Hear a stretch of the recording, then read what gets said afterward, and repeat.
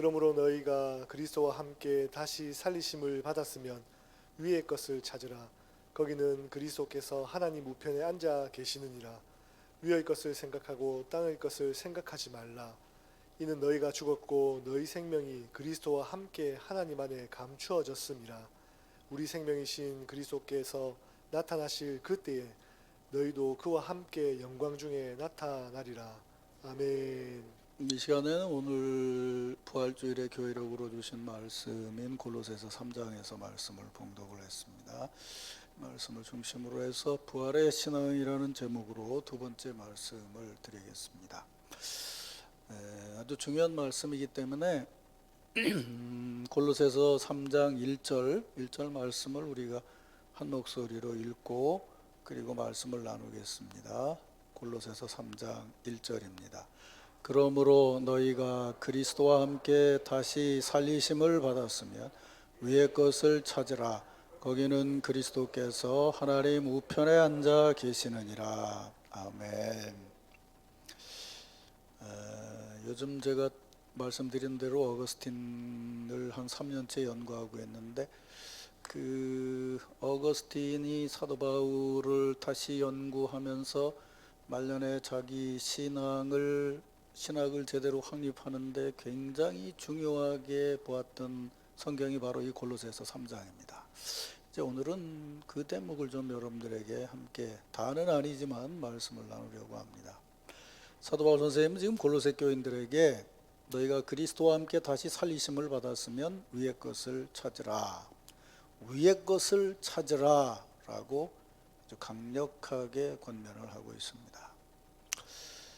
바른 의미에서, 성서적인 바른 의미에서 우리는 분명히 신앙인으로서 위의 것을 찾는 삶을 살아야 합니다. 믿습니까, 여러분? 기독교 2000년 역사가 흐르는 동안에 어떤 학문적인 영향, 또 시대적인, 또 지역적인 그런 영향에 따라서 이 위의 것을 추구하는 삶을 규정하는 그 위의 것이라는 것에 대해서 상당히 다양한 해석들이 등장을 했어요. 위의 것이 무언가라고 하는 것에 대해서 이런저런 해석도 나오고 실천도 나오면서 사실은 기독교 신앙이 풍요로워졌습니다. 그런데 풍요로워졌지만 다양해지면서 거기서 조금만 더 나가면 이단적인 신앙으로 변질되기도 해서 교회가 어지럽혀지는 결과를 낳기도 했어요. 지금 사도 바울이 골로새 교인들에게 이 편지를 쓸 때도 사실은 이미 골로새 교회 안에 그런 이단적인 가르침이 들어와서 성도들에게 영향을 끼치고 교회를 혼란스럽게 만들고 있어서 그것에 대한 경계로 이 권면의 말씀을 하고 있습니다. 만일 사도 바울 선생님이 지금 이 자리에 와서 지금까지 신앙생활을 해온 여러분들에게 여러분 지금 신앙인으로서 위의 것을 찾는 삶을 사십시오. 그러면 어쨌든 우리는 예 그래야지요 라고 대답을 하는데 그 여러분이 생각하는 찾아야 될 위의 것이 무엇냐는 거죠. 더군다나 2절 말씀에 땅의 것을 생각하지 말고 위의 것을 생각하고 찾으라. 이 말씀을 같이 생각을 해보면 우리가 추구해야 될 땅의 것이 아닌 위의 것은 과연 무엇인가? 나는 뭐라고 생각을 하고 있는가? 사실은 이 골로새서를 읽으면서 그 물음에 대한 대답을 예수 그리스도 중심적으로 바르게 대답할 수 있고 실천할 수 있어야 된다는 것을 가르쳐 주는 것이 이 골로새서의 중요한 가르침입니다. 이 시간에는 그 사도 바울 선생님이 골로새 교인들에게 말한 그 위의 것을 찾으라는 권면에 담겨져 있는 의미를 오늘 주신 말씀을 중심으로 해서 생각을 해 보려고 합니다. 그 사도 바울 선생님은 골로새 교회 안에 거짓 교사들이 들어와서 잘못된 가르침을 전하고 있다는 소식을 접하고 그들이 가르치고 있는 성도들에게 영향을 끼치고 있는 잘못된 그 신학과 신앙 실천이 무엇인지를 바르게 분별하고 그 바른 가르침 위에서 바른 신앙 실천을 해야 한다는 것을 권면하기 위해서 이 편지를 썼습니다. 그러니까 사도 바울은 골로새 교인들에게 성서적이고 바른 신학에 근거한 위의 것을 찾는 삶을 전하기 위해서 이 편지를 썼다는 거죠. 이제 그러기 위해서, 그걸 전하기 위해서 먼저 그것의 반대편에 있는 잘못된 위의 것을 추구하는 삶이 무언가를 골로새 교인들에게 말씀을 하고 있어요. 그래서 골로새에서 2장 16절을 보면, 우리 읽은 앞부분이죠. 이렇게 말씀하고 있어요. 그러므로 먹고 마시는 것과 절기나 초하루나 안식일을 이유로 누구든지 너희를 비판하지 못하게 하라. 그리고 18절에 보면 아무도 꾸며낸 겸손과 천사 숭배를 이유로 너희를 정죄하지 못하게 하라. 이렇게 권면하고 있습니다. 그러니까 사도 바울 선생님이 볼 때 잘못된 신앙을 가진 이들이 교사가 돼서 교회 안에 들어와서 이런 거를 하는 것이, 이런 거를 금하는 것이 위의 거를 추구하는 것이라고 성도들을 현혹하고 있다는 거죠. 이제 그 잘못된 신앙이 바로 이런 것이라고 말하는 게 조금 전에 제가 읽어드린 16절에서부터 18절까지 말씀이에요. 그들은 예수님을 영접하고 교회 안에 들어와서 교회 생활을 하는 것, 그것을 넘어서서 특별히 더 먹고 마시는 것을 가리는 것, 절기나 초하루나 안식일을 지키는 것, 또 과장된 겸손한 행동과 천사를 숭배하는 것, 이런 것 등등을 신자들에게 이 성숙한 신앙이라고, 이것이 위의 것을 추구하는 것이라고 선동을 했고, 따르지 않는 신자들은 비판하고 정죄했다는 거예요. 그러니까 이걸 좀 나눠 생각을 해보면, 이 사람들은 교회에 자기들이 신앙을 배워서 실제로 실천하는데 사도 바울이 말하는 가르침, 그러니까 이게 무슨 얘기냐면, 여러분 아시는 대로 이 골로새 교회라고 하는 것은 사도 바울이 세운 교회가 아니잖아요. 에베소에서 사도 바울이 3년 동안 성경을 가르칠 때, 두란노 서원에서 가르칠 때, 우리나라도 그랬지만 장사꾼들이 지역을 돌아다니면서 시장을 연단 말이에요. 우리나라도 실제로 그 장터에서 뭐 박군의 마음 이런 거 가지고 이제 전도했단 말이에요, 옛날에는. 그것처럼 골로새에 있는 사람들이 이 통상이나 아니면 장사 때문에 에베소에 오게 됐고, 그러다가 사도 바울의 얘기를 듣고 두란노 서원에서 말씀을 배우게 됐고, 그 배운 사람들이 에바브라라는 사람하고 같이 가서 세운 교회예요. 그러니까 사도 바울이 직접 세운 교회가 아니라고요.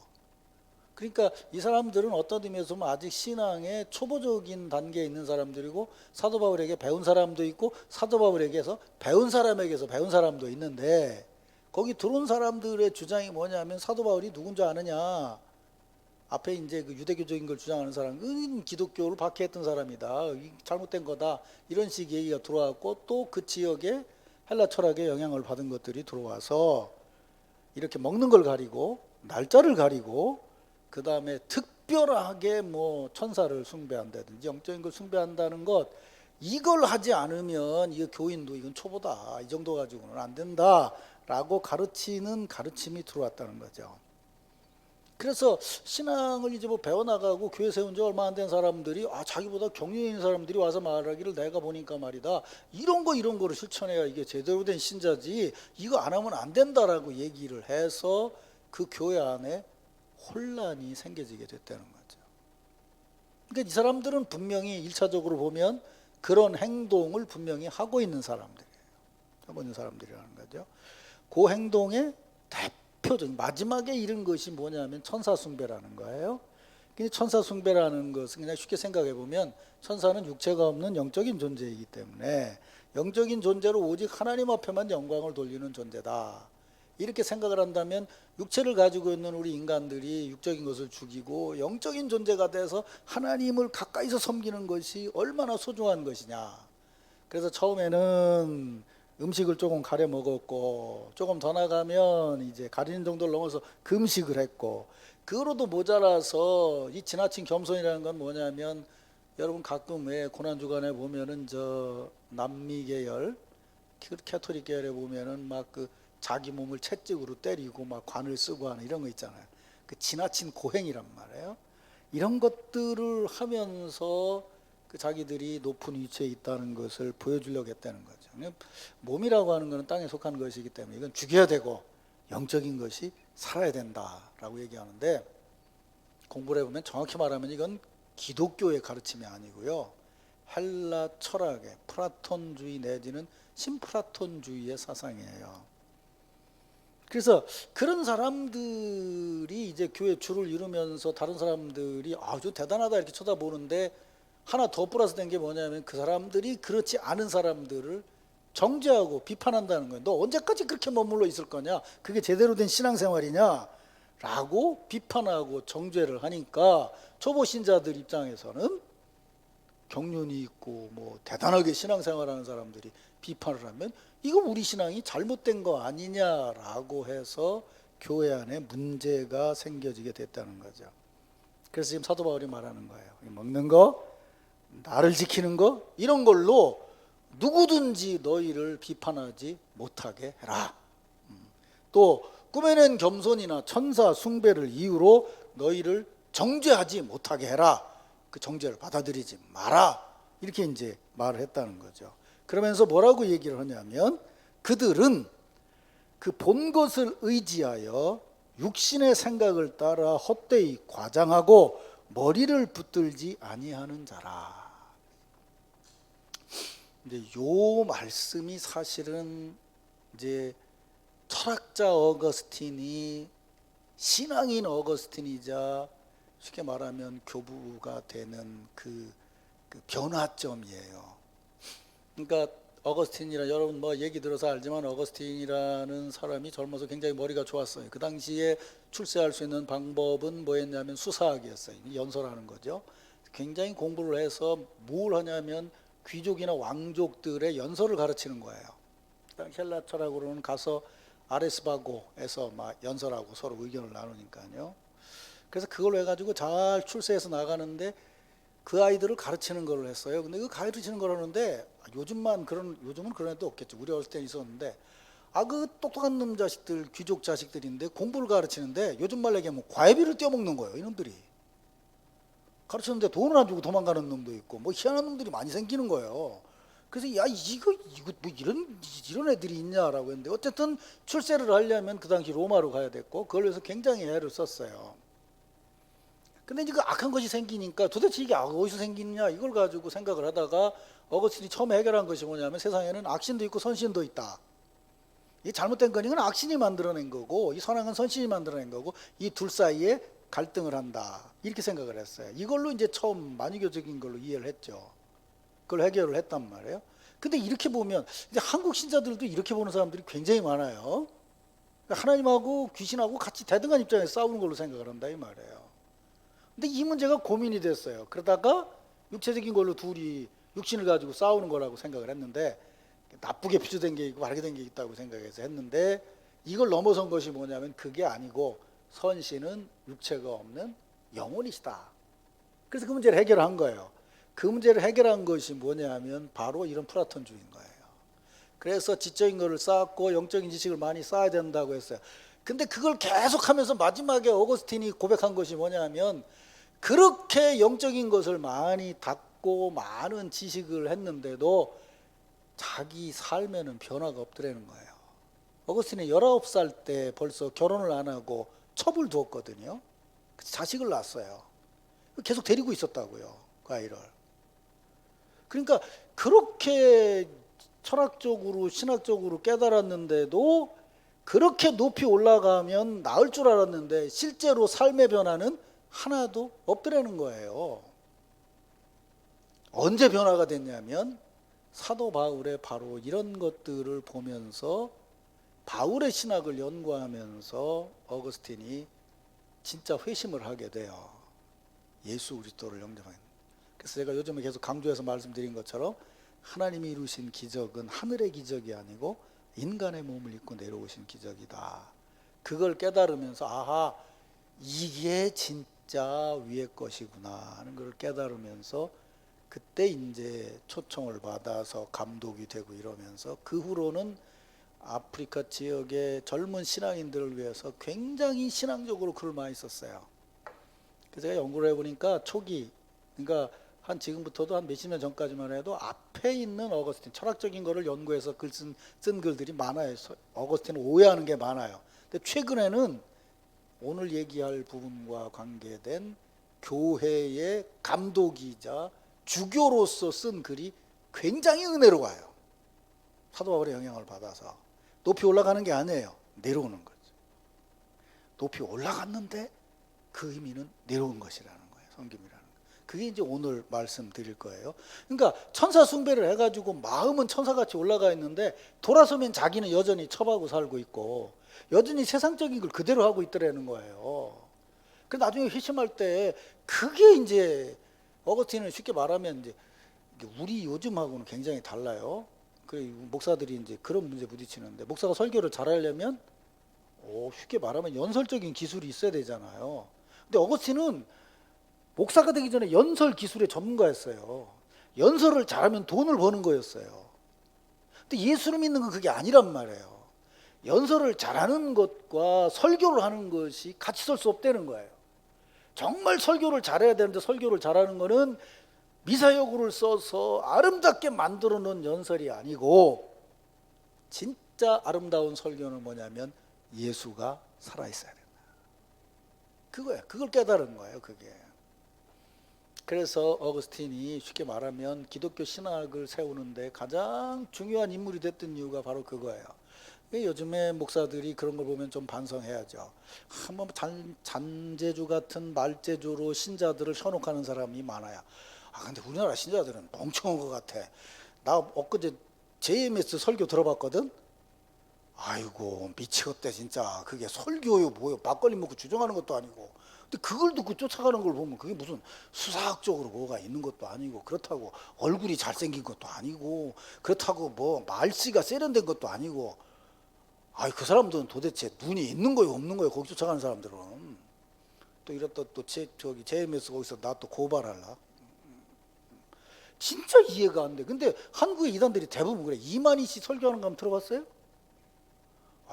정말 참 어떻게 이럴 수가 있나. 요즘 같은 말에 배운 사람들도 많고 뭐 똑똑한 사람도 많은 세상에 어떻게 저렇게 될 수가 있나. 참 이해가 안 되는 부분이 많은데 실제로는 이 기독교 신앙인 중에서 이제 개인적으로 뭘 자기가 닦아서 영적인 것을 닦으면은 그 닦아진 걸로 사실은 겸손하게 하나님과 만나는 자리가 되면은 좋은데 그게 아니고 한국 사람들한테는 이 도사적인 기질이 있어서 하고 나면 가르치려고 한다고. 꼭 그걸로 내가 보니까 너는 이렇더라.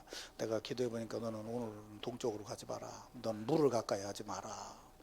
오늘 주방에서 일하는 사람들 큰일 났어. 내가 기도해 보니까 물을 가까이 하지 말라고 그랬는데 뭐 이런 얘기에 막 넘어간단 말이에요. 그러니까 여기서 지금 사도 바울이 보는 것도 그거예요. 그거 굉장히 영적인 걸 닦았다고 그러는데 보니까 지독하게 육적이라는 거예요. 근데 이제 여기서 얘기하는 거 잘 들어봐요. 자, 왜 육적이라고 얘기하냐면 머리를 붙들지 않는 자다 이렇게 표현했어요. 여러분한테 물어보면 또 이상하게 대답할지 모르지만 애들한테 물어보자. 어린애한테 눈이 몸에 붙었냐 머리에 붙었냐 이렇게 물어보면 애들이 뭐라고 대답할까요? 눈은 머리에 붙었다고 얘기하겠죠.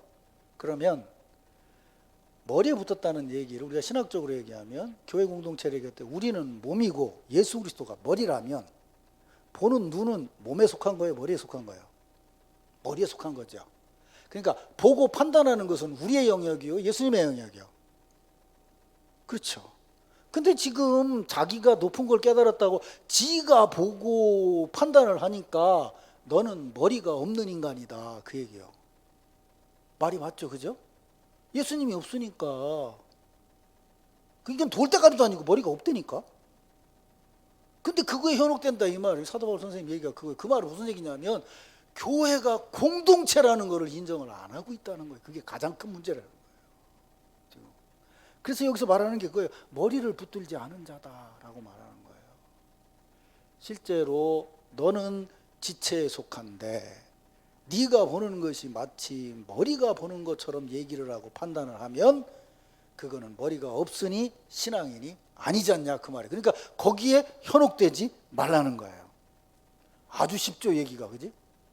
그러니까 우리가 왜 성도들을 비판하지 말아야 되는지가 아주 쉽죠. 비판하는 게 아니라 우리는 격려해야죠, 같이. 보세요. 요새 운전하면은 가끔 박 목사 그래요. 이렇게 여기를 이렇게 만지고 그래요. 나이 들어갖고 여기 손이 아파갖고 내가 일을 못 시키겠어. 나보다 더 아픈 것 같아가지고 만지고 그래요. 그러면 이 손이 아프면 너는 아프니까 떨어져 나가라 그래요? 아니에요. 이 손으로 주물르면 되니까. 이 역할을 못하면 이걸로 주물러 줘야 된다고요. 그렇잖아요. 그게 지체들의 역할이라는 거죠. 그게 지체들의 역할이라는 거예요. 그러니까 뭐라고 얘기해요? 이렇게 그 본 것을 의지하여 봤다고 얘기한단 말이에요. 머리가 본 게 아니고 육체가 봤는데 육체로 본 것이란 말이에요. 그러니까 뭐라고 그랬어요? 육신의 생각을 따라 헛되이 과장하며 머리를 붙들지 아니한 자다. 이제 무슨 말씀인지 이해가 되시죠? 어거스틴도 그렇고 사도 바울도 그렇고 이거를 깨달으면서 바뀌어지게 된 거예요. 사실은. 그러니까 굉장히 영적인 것을 추구한다고 추구하는데 자기가 너무 영적인 데 올라가니까 머리이신 예수님이 없어져 버렸어. 그러면 올라가서도 그건 몸이니까. 몸이란 말이에요. 몸의 입장에서 몸을 보니까 당연히 비판이 나올 수밖에 없는 거죠. 이렇게 보면 사도 바울이 싫어하는 세상적인 것은 육체로 일하는 것이 아니죠. 육체로 일하는 거라면 이 손 아파서 이 손 주물르는 게 이게 잘못된 거예요? 아니잖아요. 뭐라는 거예요? 비난하고 비판하는 거라는 거죠. 그래서 여러분 아시는 대로 사도 바울의 유명한 말씀이 그거 아니에요? 교회는 온몸이 머리로 말미암아 마디와 힘줄로 공급함을 받고 연합하여 하나님이 자라게 하심으로 자라느니라 그랬었죠.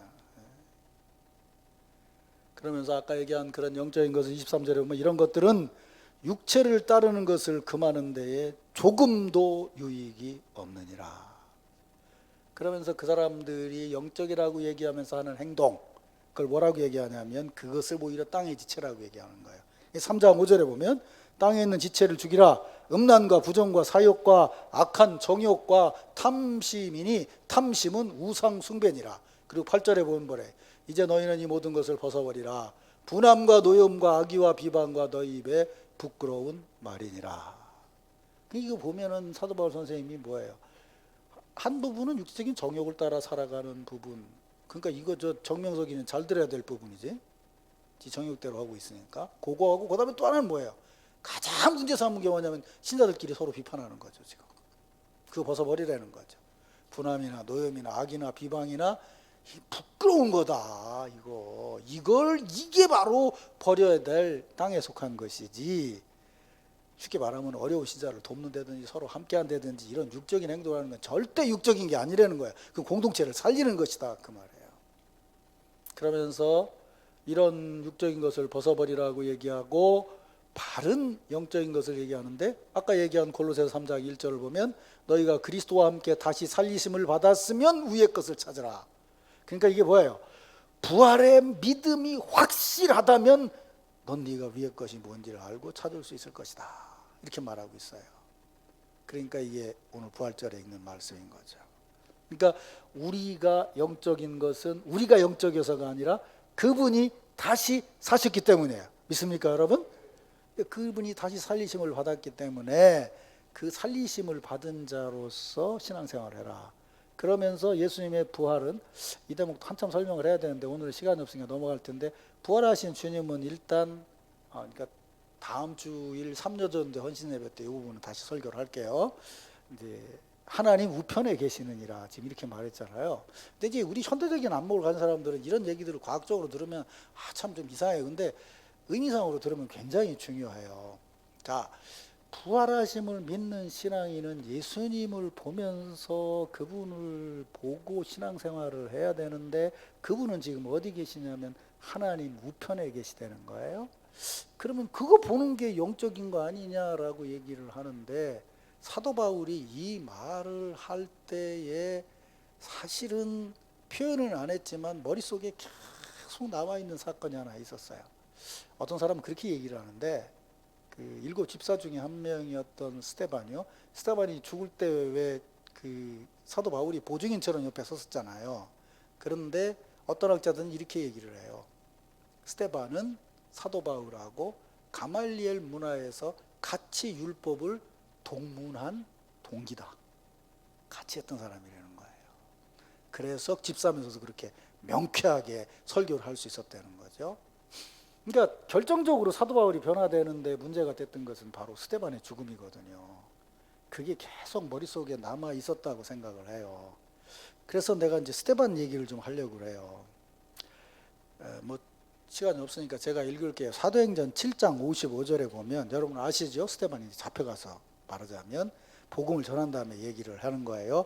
스데반이 성령 충만하여 하늘을 우러러보고 하나님의 영광과 및 예수께서 하나님 우편에 서신 것을 보고 말하되 보라 하늘이 열리고 인자가 하나님 우편에 서신 것을 보노라.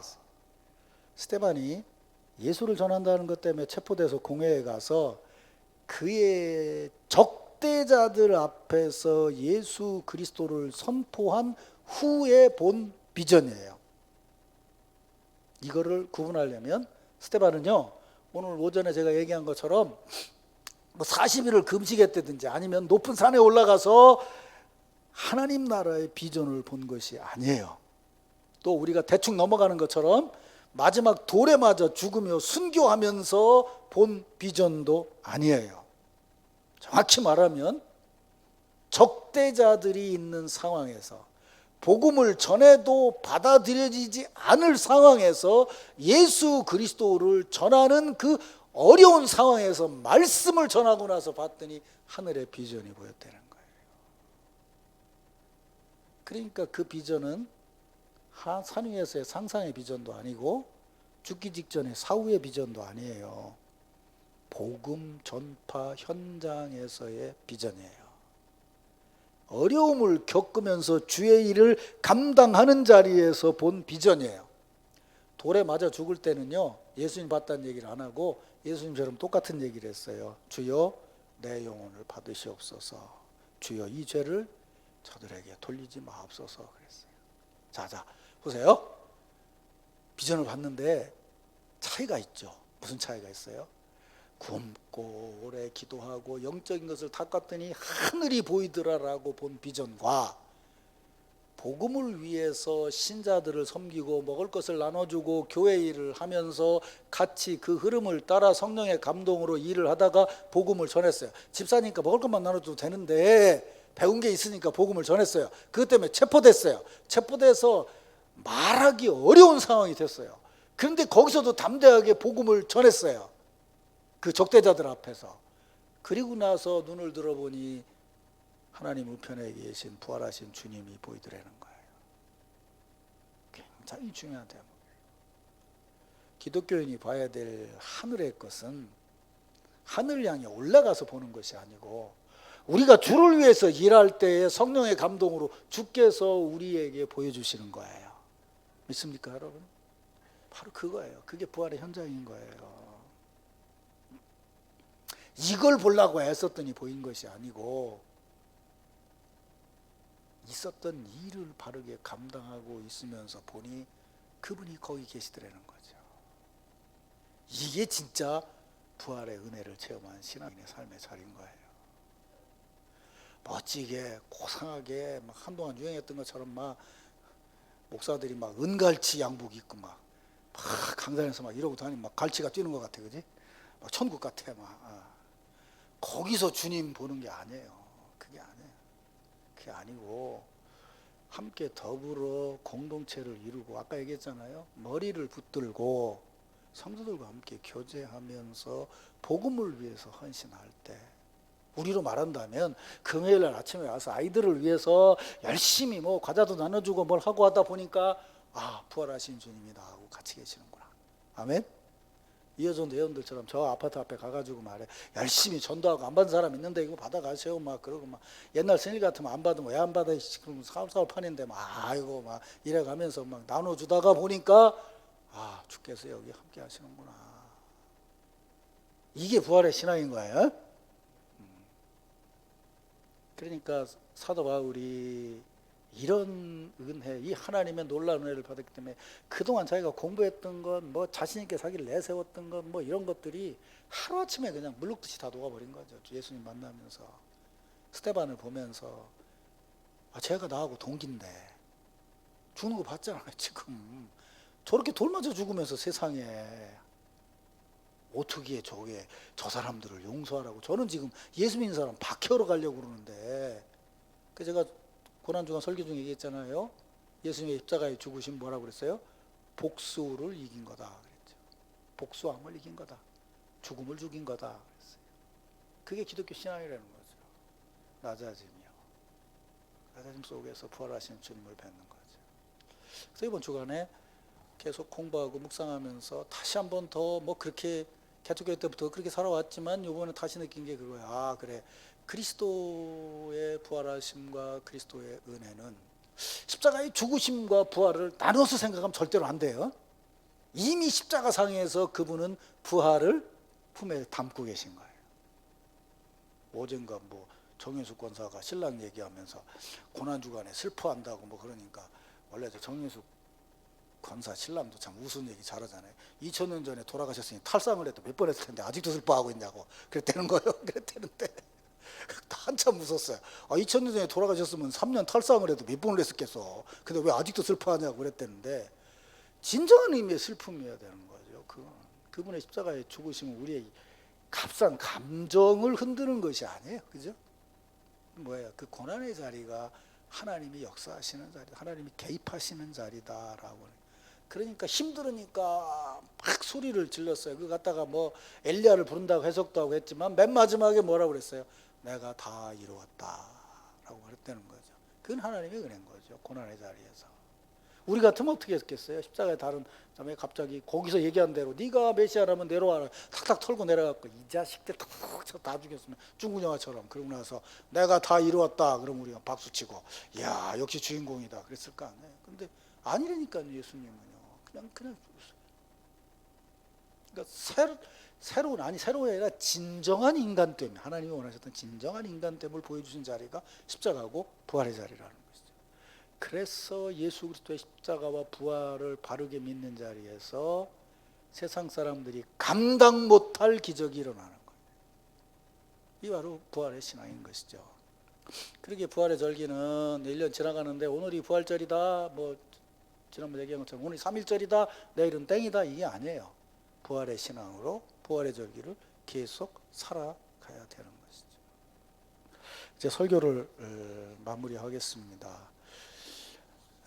그래서 사도 바울은 이런 얘기를 하면서 위의 것을 추구하는 신앙을 이렇게 말하고 있죠. 보통 우리가 나눠서 설교를 하는데 쭉 읽어보면 골로새서 3장 12절 이하에 그러므로 너희는 하나님이 택하사 거룩하고 사랑받는 자처럼 긍휼과 자비와 겸손과 온유와 오래 참음을 옷 입고 누가 누구에게 불만이 있거든 서로 용납하여 피차 용서하되 주께서 너희를 용서하신 것 같이 너희도 그리하고 이 모든 것 위에 사랑을 더하라. 이는 온전하게 매는 띠니라. 그리스도의 평강이 너희 마음을 주장하게 하라.